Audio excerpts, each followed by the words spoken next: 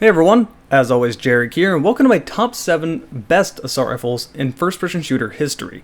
Keep in mind that these are the first-person shooters I have played, and the ones I feel I have enough experience with to actually talk about this. So if I'm missing a game or I'm missing a gun, chances are I just didn't play that game enough, and I apologize.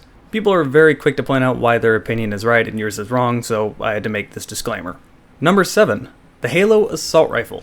Now the Halo Assault Rifle is never really overpowered in any of the Halo games, but it is iconic. When someone sees this assault rifle, they know exactly what it is. But I want to talk about two different Halo games, Halo 1 and Halo 5. People may be saying that it's terrible in Halo 1, but that's not really the entire truth. Halo 1, this thing sprayed bullets everywhere, and believe it or not, was actually quite strong. The only thing people remember about Halo 1 is the crazy, amazing 3-shot Halo 1 pistol, but really every gun was stronger in Halo 1. The Halo 1 assault rifle combined with a double melee was an amazing tool up close and absolutely could beat the Halo 1 pistol. It's just a very situational weapon. In Halo 5, however, it got the buffs it really needed to actually be fully usable. This was a bit controversial and a lot of people didn't know how to feel about it, but I personally thought it was fine. In every Halo game before, you had no reason to drop the battle rifle or DMR because they were the best guns in the game. You had no reason to use the Halo assault rifle, but in Halo 5, it has a point. You don't have the advantage with the assault rifle, the headshot weapons still have the advantage, but it's good enough to really force your opponent to actually play it perfectly. And again, up close you might actually have the advantage. You cannot underestimate the Halo 5 assault rifle. It is actually very usable.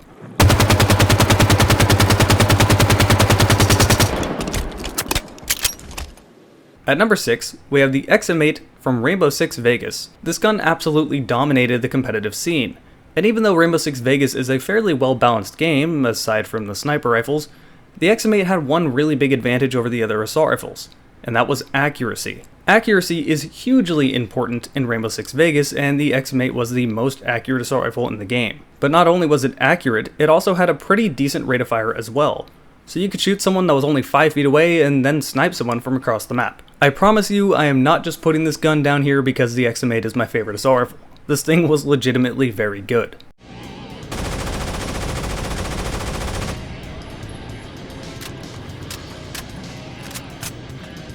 At number 5, we have the Battlefield 3 Famas. Wait, the Famas? Not the M16A3? Alright, so I gotta clarify here. The M16A3 is the best all-around assault rifle in Battlefield 3, and many people think that it's overpowered.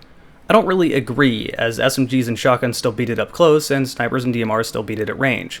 The M16A3 just sort of works everywhere pretty well, but doesn't really do anything amazingly well. The reason the Battlefield 3 Famas is on the list instead of the M16A3 is because that's the gun I feel most comfortable with. The Famas started as being incredibly overpowered in Battlefield 3, but ultimately ended up getting nerfed rather quickly. And when it did, a lot of people thought that it just wasn't as good anymore, and, well, really wasn't very good at all. I really disagree with this. The Famas was made for a specific type of player, and I just happen to fit this type of player very well. The Famas is a shallow magazine, a crazy high rate of fire, and a good amount of recoil. It's not really the best to try to tag people at long range. It's best suited to find the best flanking routes, to get up behind someone without them knowing, to hose them down, step back behind cover, reload, step back out, take out another enemy. The Famas is made for players that try to force one-on-one engagements. It has one of the best time to kills in the game, and if you get into a one-on-one fight with someone using the Famas, well, you're simply not going to win.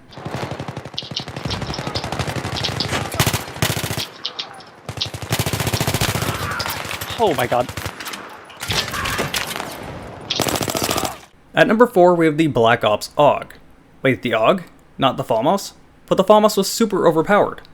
Well, the answer to that is that the Famas was not overpowered to get good scrub, but the longer explanation is that the AUG is actually better than the Famas. This is something that has always genuinely confused me. The Famas and the AUG have almost the same stats.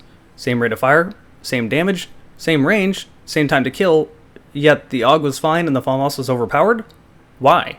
Well, later on in Black Ops' lifetime, the Famas actually saw a nerf, and that made the ADS time slower, making the AUG officially the better gun. But why were these guns so good, and why were they the most commonly used weapons in the game? The answer is the same as the other guns on this list. They're the most versatile. Their insanely fast rate of fire made them actually usable up close, and their damage made them usable at range. Now they certainly weren't going to beat an SMG or a shotgun up close or a sniper at range, and their best suited range was medium range, but they could do everything very well. And they weren't too difficult to use either. so a lot of people got fed up with them rather quickly. Either way, out of the entire gun roster in Black Ops 1, the AUG is definitely the best one.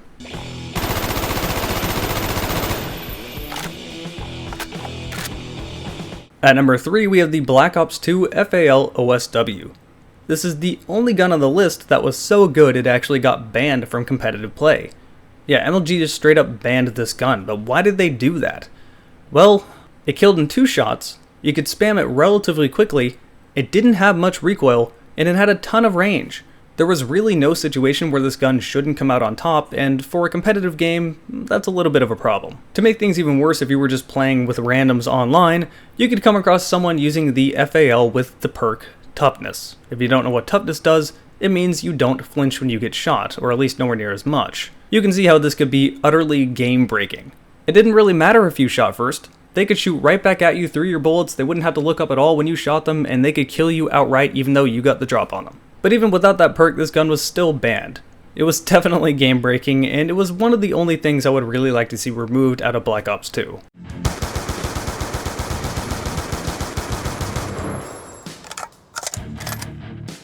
At number 2, we have the G2A2 from F.E.A.R. This gun is one of the most satisfying guns I've used out of any game. I don't really know what it is about it. Maybe it's just because F.E.A.R. is such an amazing game.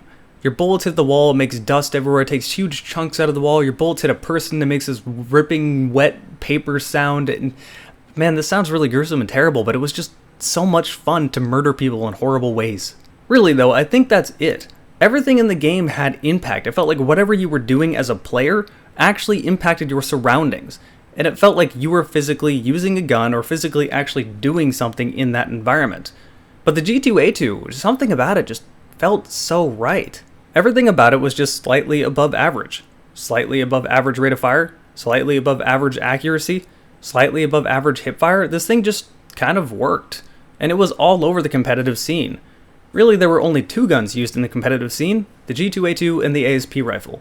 The ASP rifle was the marksman rifle, whereas the G2A2 was the all-around use it wherever the hell, it doesn't matter, it's still going to kill them. I should also mention I'm talking about the G2A2 from F.E.A.R. Combat, which is more or less the same thing as the original G2A2 but with a magazine size change. So yes, F.E.A.R. 1 did have multiplayer, and yes, there was a competitive scene for it. It was awesome. Oh my god, no. But at number 1, we have the Red Orchestra 2 MKB42. Given the history of this thing, it should make more sense, and the only reason this gun isn't game-breaking is because only so many players in one match can use it. If you don't know what the MKB42 is, it is an open bolt prototype of the STG-44, and from now on I'll just refer to it as the STG because that's easier to say. But think about the situation. This is arguably the first assault rifle ever used in war, and no one else is using an assault rifle. Everyone else is either using an SMG, a pistol, a semi-automatic rifle, a sniper, or a bolt action. You have a huge advantage here. Not only can your gun spray SMG users down up close, but it can also counter-snipe snipers that are trying to snipe. And nothing else in the game can do that. This is the only gun in the game with that capability. It's so unrivaled that it deserves the number 1 spot, hands down. If you want to support my channel, I could definitely use the support right now, given the adpocalypse on YouTube majorly hurting my revenue, which I rely on to pay bills and rent. Please consider contributing to my Patreon, linked in the end screen right here. You can also like, favorite, comment, subscribe, and share these videos around, and just watch more of my videos. Everything really helps. Thanks for watching, and I will see you next time.